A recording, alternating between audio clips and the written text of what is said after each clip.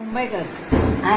मुंबईकर मुंबईकर मी हुबळीचे कर्नाटकात. अच्छा म्हणून आम्हाला जरा सगळी थोडी येत. अच्छा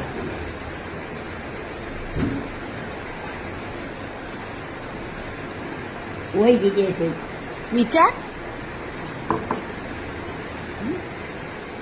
तुम्हाला वय किती आहे? मला हा. 78 मला 92. हो, मग भरपूर आहे मग म्हणजे तुमच्यापेक्षा लहान दिसते बघा.